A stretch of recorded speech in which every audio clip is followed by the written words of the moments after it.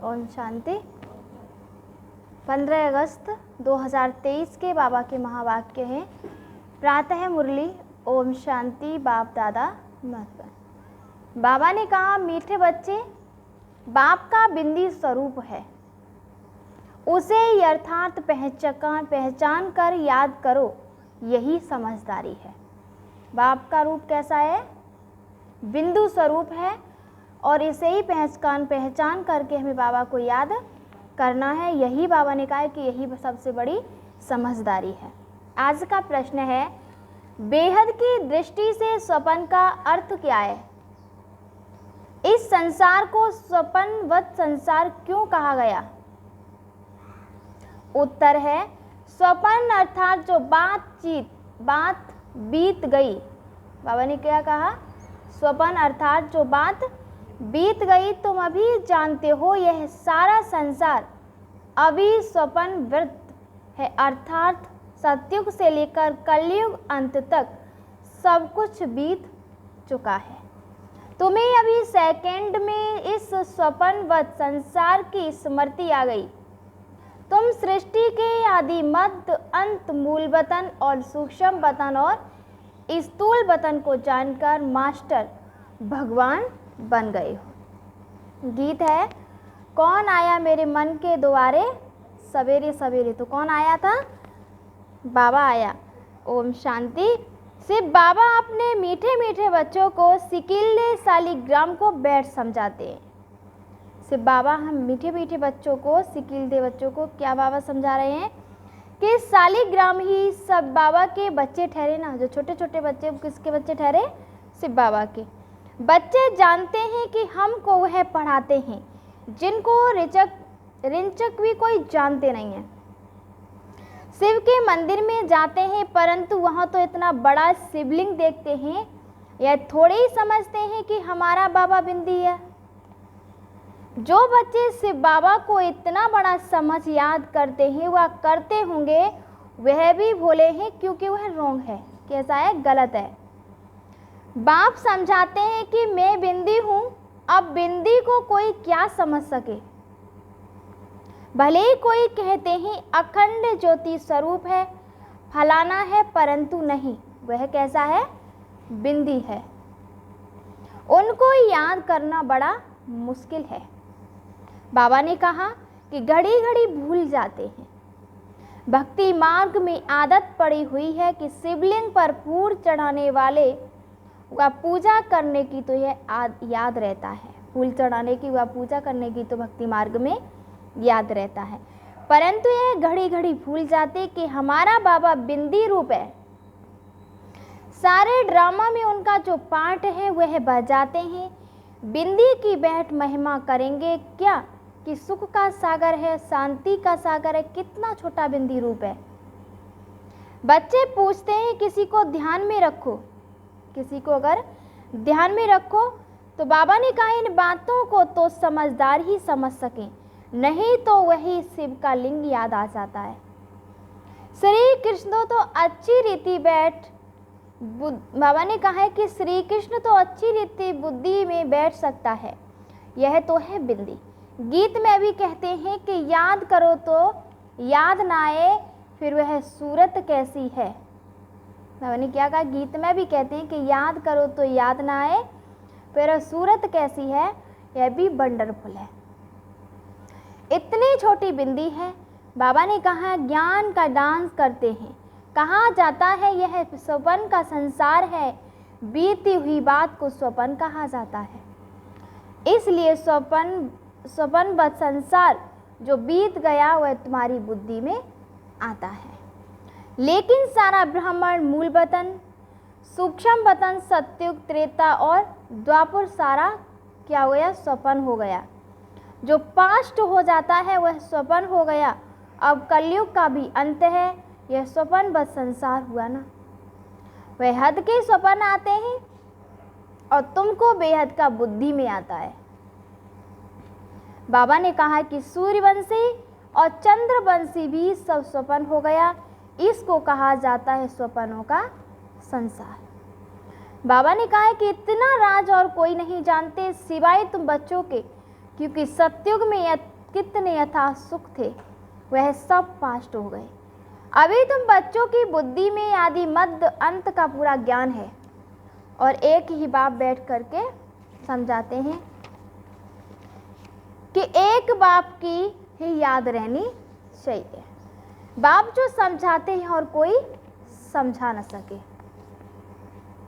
तुम्हारी बुद्धि में सपनों का संसार है, यह पास्ट हो गया है। बाबा ने कहा कि बुद्धि जानती है ना, तुमको ऊपर से लेकर सारी नॉलेज बुद्धि में है, आदि से अंत तक की। तुम अब त्रकालदर्शी और त्रलोकीनाथ बन गए हो। त्रलोकीनाथ बनने से तुम जैसे भगवान हो जाते हो। बाबा ने कहा कि भगवान बैठ तुमको शिक्षा देते हैं। सेकंड में स्वप्न आता है ना, तो सेकंड में तुमको सारा याद आना चाहिए, क्योंकि बीज और झाड़ बाबा भी कहते हैं कि आदि मध्य अंत का मेरे पास ज्ञान है, इसलिए ही मुझे ज्ञान का सागर और नॉलेजफुल जानी जाननहार कहते हैं। बाबा कहते हैं कि जानते हैं हर एक की अवस्था ऐसी ही रहेगी, एक एक की अवस्था को हम क्या बैठ जानेंगे। जो अवस्था कल्प पहले थी उस अवस्था में है, सो तो तुम भी जानते हो। पुरुषार्थ कराने के लिए कहते हैं कि अच्छी रीति पुरुषार्थ करो। अभी तुमको स्वदर्शन चक्रधारी बनना है। तुम जानते हो यह पास्ट हो गया। ऐसे देवताएं राज्य करते थे, फिर आकर राज्य करेंगे। पास्ट, प्रेजेंट और फ्यूचर यह याद करते रहेंगे, उनको ही स्वदर्शन चक्र कहा जाता है। शिवलिंग को याद करने में तो हिरे हुए हैं, तो समझते हैं कि बाबा ज्योतिर्लिंगम है। बिंदी कहे तो मूस पड़े, क्योंकि वह समझते हैं आत्मा छोटी है, परमात्मा बड़ा है। अभी तुम जानते हो इस कलयुगी दुनिया में इस समय देखो भवका कितना है। इसको माया का भवका कहा जाता है, माया का पांप है। कहते हैं ना कि अभी दुनिया कितनी अच्छी बन गई है, बड़े बड़े महल बन गए हैं। अमेरिका का कितना भवका है, क्योंकि चीज़ें कितनी नफीस आकर्षण बनती हैं। हम समझते हैं कि यह तो मुलब्बे की चीज़ें हैं जो अभी ख़त्म हो जाएंगी। दिन प्रतिदिन बड़ी बड़ी इमारतें, डैम्स आदि ऐसे बनाएंगे जैसे बिल्कुल नई दुनिया है। जैसे कि क्या है, बिल्कुल नई दुनिया है। मायावी पुरुषार्थ है ना, आसुरी संप्रदाय का भवका है। यह सब है तिल सम्माना जादू, अभी गया कि गया। बड़े बड़े साइंस घमंडी जो ही उन्हों की बुद्धि में है कि यह सब खत्म हो जाएंगे। एक दो को कहते हैं तुम इंटरफियर न करो, नहीं तो सब खत्म हो जाएंगे। बाबा ने क्या कहा, नहीं तो सब खत्म हो जाएंगे। इसलिए अमेरिका अपने को बलवान समझता है, तो जरूर सेकेंड नंबर में भी कोई होगा जो सामना करे। गाया हुआ है कि दो बिल्ले लड़ते हैं, यादवों ने अपने कुल का विनाश किया, तो वह दो बिल्ले हुए ना, वही प्रैक्टिकल हो रहा है। तुम बच्चे जानते हो, आगे भी इस समय तुमने ही नॉलेज ली थी और अभी भी ले रहे हो। बाप आकर सारी नॉलेज समझाते हैं। जैसे बाप की बुद्धि में है वैसे तुम बच्चों की भी बुद्धि में है। शिव कहा जाता है बिंदी को। आत्मा में भी सारा पार्ट है, तुम्हारा है ऑलराउंड पार्ट, सतयुग से लेकर कलयुग तक। सतयुग त्रेता में तुम सब सुख भोगते हो, तो उस समय बाप का कोई पार्ट नहीं है। बाप कहते हैं कि मेरे से भी तुम्हारा जास्ती पार्ट है, क्योंकि तुम सुख में रहते हो, तो मैं निर्वाण धाम में हूँ। मेरा कोई पार्ट ही नहीं। तुमने ऑलराउंड पार्ट बजाया है तो थके भी तुम होंगे, इसलिए लिखा हुआ है चरण दबाए हैं। बाप कहते हैं बच्चे तुम थक गए हो, तुमने आधा कल्प भक्ति की, दर दर धक्के खाए, भक्ति मार्ग में भटकते भटकते तुम थक जाते हो, फिर बाप आकर उजूरा देते हैं, पुजारी से पूज्य बना देते हैं। बाबा ने कहा कि तुम जानते हो हम कैसे थे, सो पूज्य थे, अब कैसे बने पुजारी। ऐसे नहीं कि परमात्मा आपे ही पूज्य और आपे ही पुजारी है, नहीं, हम ही बनते हैं। बाबा ने कहा कि भारत ही अविनाशी खंड गाया जाता है, भारत ही शिव बाबा की जन्मभूमि है और जन्मभूमि पर ही मनुष्य कुर्बान होते हैं। कांग्रेसियों ने भी देखो कितना माथा मारा जन्मभूमि के लिए, फॉरेनर्स को बाहर निकाल दिया। यह जन्मभूमि स्वर्ग थी, फिर 5 विकारों रूपी माया ने आकर हप किया। हम रावण को बड़ा दुश्मन समझते हैं। बाबा कहते हैं कोई भी नहीं समझते कि बड़े से बड़ा दुश्मन माया रावण है, जो हमारी राजाई खा गया। बाप कहते हैं यह जैसे कि गुप्त चूहे वहाँ पे फूंक देता है और काटता रहता है, जो किसी को पता भी नहीं पड़ रहा है। बाप कहते हैं काटते काटते एकदम देवाला मार दिया। बाबा ने कहा है किसी को पता नहीं हमारा राज्य भाग्य छीन लिया है, कोई को पता नहीं है, क्योंकि हमारा दुश्मन कौन है ये भी पता नहीं है कि हमारा दुश्मन कौन है। हम कंगाल कैसे बने, माया बड़ा चूहा है, आधा कल्प खाते खाते भारत को कौड़ी जैसा बना दिया। बड़ा ही बलवान है, अभी फिर तुम चुपके से उस पर जीत पा रहे हो। तुम जानते हो कि हम कैसे गुप्त रीति राज्य ले रहे हैं, जैसे गुप्त रीति गवाया है फिर लेते भी गुप्त रीति से है। कोई भी नहीं जानते, क्योंकि अभी फिर इस पर जीत पानी है। कितनी महीन राज है। बाबा की मदद से हम फिर से राज्य भाग्य लेते हैं, कोई हाथ पांव नहीं चलाते। गुप्त रीति से हम अपना बेहद के बाप से वर्षा लेते हैं। जो आधा कल्प रहेगा वह चूहा माया तो आहिस्ते आहिस्ते खाता है, और तुम अभी राज्य एक ही बार लेते हो, वो भी 21 जन्मों के लिए। बाबा कहते हैं कि 84 जन्मों का राज भी तुमको समझाया गया है, क्योंकि इतने इतने जन्म लिए हैं। तुम जानते हो कि सतयुग में हमारी आयु बहुत बड़ी थी, फिर अपवित्र भोगी बनते हैं, तो द्वापर कलयुग में 63 जन्म लेते हैं। ये बाबा बैठ समझाते हैं। कल्प कल्प माया ऐसे राज्य लेती है, फिर हम उनसे लेते हैं। गीत में गाते तो हैं कौन देश से आया और कौन देश में जाना है, परंतु समझते नहीं है।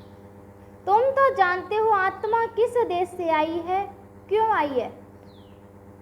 सारा चक्र बुद्धि में है, सारे ड्रामा में हीरो हीरोइन पार्ट है शिव बाबा का। शिव बाबा के 7 पाठधारी कौन कौन है। पहले पहले जन्म देते हैं ब्रह्मा विष्णु शंकर को, फिर तुम बच्चों को। तुम बाप के साथ मददगार ठहरे। बाप अपना पाठ बजाकर अपने धाम चले जाते हैं, और तुम मददगारों को भी साथ में मुक्ति धाम ले जाते हैं। तुम मुक्ति धाम जाकर फिर जीवन मुक्ति धाम में चले जाएंगे। कितना अच्छी रीति बुद्धि में रखना चाहिए, तो यह सपनों का संसार जो बीत गया।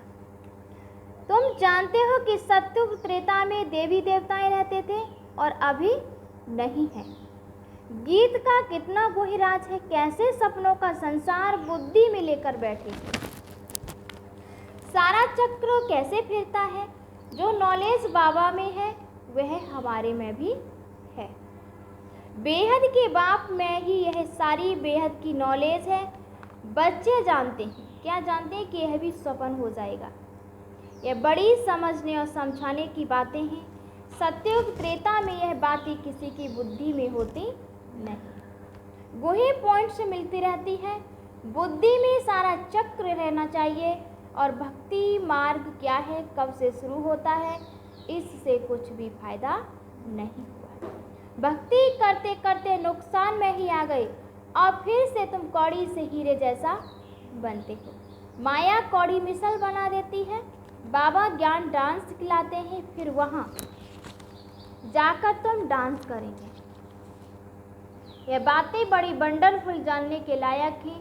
यहाँ ही रस्म रिवाज वहाँ बिल्कुल नहीं होती। यहाँ ही रस्म रिवाजें वहाँ बिल्कुल नहीं होती। बाबा कहते हुए है ही वाइसलेस पर पावन दुनिया है, वहाँ माया का नाम निशान नहीं होता। पहले तुम बाबा को याद करो, वर्षा तो ले लो, बाकी वहाँ की रस्म रिवाज जो होगी वह चलेगी। वहाँ की रस्म रिवाज सब नई होगी, वहाँ यह उत्सव आदि होंगे नहीं। यहाँ गमी बाबा ने कहा, यहाँ गमी माना उदासी रहती है, तब सद माना उत्साह दिलाने वाले उत्सव मनाते हैं। वहाँ तो नित्य है ही साध मना रोने की दरकार नहीं रहती। उत्सव मनाने की बात ही नहीं रहती। सदैव हमारे बड़े दिन होंगे, और शादी भी धूमधाम से होती है, दहेज मिलता है, डांस दासियाँ मिलती हैं, बाकी त्योहार आदि की दरकार नहीं है। यह है ही संगम के त्योहार जो भक्ति मार्ग में मनाए जाते हैं। वहाँ तो सदैव खुशियाँ ही खुशियाँ। अच्छा मीठे मीठे सिकेते बच्चों प्रति माता पिता बाप दादा का याद प्यार और गुड मॉर्निंग। रूहानी बाप की रूहानी बच्चों को नमस्ते। हम सभी रूहानी बच्चों की रूहानी माता पिता बाप दादा को याद प्यार और गुड मॉर्निंग, नमस्ते नमस्ते। शुक्रिया बाबा। धारणा के लिए मुख्य सार है, पहली पॉइंट है स्वदर्शन चक्र प्राप्ति, माया पर गुप्त रीति विजय प्राप्त करनी और बाप समान नॉलेजफुल होकर के रहना। दूसरा है बाप जो है जैसा है उसे यथार्थ बिंदी रूप में जानकर याद करना, और बिंदु बर बिंदु बाप की याद में रहना है, भूला नहीं बनना है। वरदान है बाप के डायरेक्शन प्रमाण सेवा समझ, बाप के डायरेक्शन प्रमाण सेवा समझ हर कार्य करने वाले सदा अथक और बंधन मुक्त। प्रवृत्ति को सेवा समझकर संभालो, क्योंकि बंधन समझकर नहीं। बाप ने डायरेक्शन दिया है, योग से हिसाब किताब छुट्टी करो। याद तो मालूम है कि वह बंधन है, लेकिन घड़ी घड़ी कहने व सोचने से और भी कड़ा बंधन हो जाता है। और अंत घड़ी में अगर बंधन ही याद रहा तो गर्भ झेल में आना पड़ेगा। इसलिए कभी भी अपने से तंग नहीं हो, हंसो भी नहीं और मजबूर न हो। खेल में हर कार्य करते चलो तो अथक भी नहीं रहेंगे और बंधन मुक्त भी बनते जाएंगे। आज का स्लोगन है कि भ्रकुटी की कुटिया में बैठकर तपस्वी मूर्त होकर रहो, यही अंतर्मुक्ता है। भ्रकुटी की कुटिया में क्या करना है? बैठकर तपस्वी मूर्त होकर रहना है, और यही अवनिका की अंतर्मुक्ता है। अच्छा, ओम शांति।